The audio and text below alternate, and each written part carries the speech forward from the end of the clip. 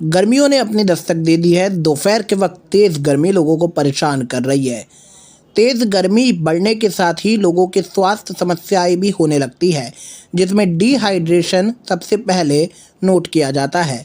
वो कौन सी दवाएं आप अपने पास रख सकते हैं जिससे कि आप अपने आप को स्वस्थ रखें, आइए जानते हैं।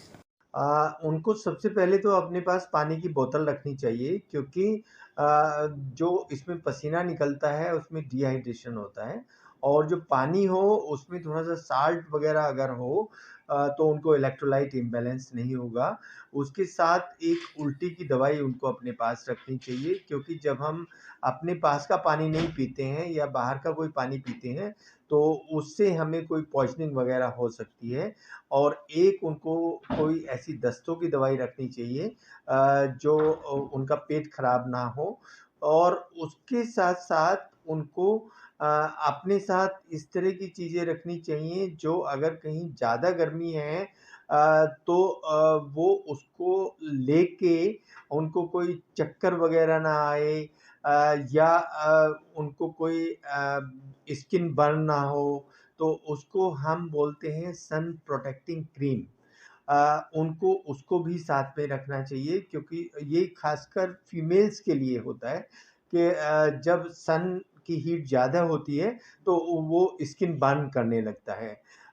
तो उसको रखना चाहिए। छाता रखें तो बहुत बढ़िया है। डॉक्टर साहब, ये जो नाक से खून निकलने की समस्या ये भी गर्मी में देखी जाती है, क्यों होता है और इसका क्या कुछ प्रिकॉशन है? जो नाक से खून निकलता है अधिक गर्मी की वजह से, उसको हम एपिस्टैक्सिस बोलते हैं।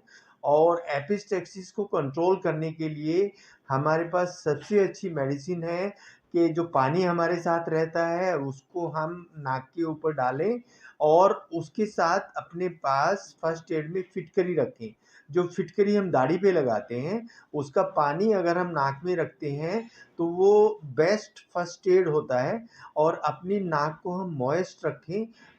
उसका मतलब ये है कि कोई भी जेल जैसे एलोवेरा जेल या कोई भी जेल अपनी नाक में लगाएँ बाहर निकलने से पहले, तो हमारी नाक इतनी ड्राई नहीं रहेगी, मॉइस्ट रहेगी, और उससे ये एपिस्टैक्सिस या नाक से खून बहना नहीं होगा। गर्मियों में आपके पास किस तरीके के मरीज़ आते हैं और क्या कुछ परेशानियाँ अभी आनी शुरू हो गई है, जो कि अभी गर्मी ने बस दस्तक दी है?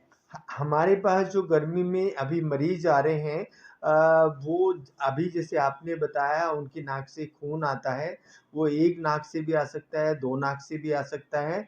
और हमारे पास कुछ हाइपोटेंशन के पेशेंट आते हैं जो पानी कम पीते हैं और उनको डिहाइड्रेशन हो जाता है, तो उनको चक्कर आने लगते हैं, वो खड़े होते हैं तो उनको चक्कर आता है।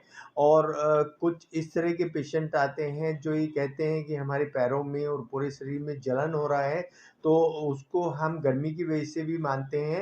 और दूसरा जो विटामिन डी की कमी होती है उसकी वजह से भी ये होता है।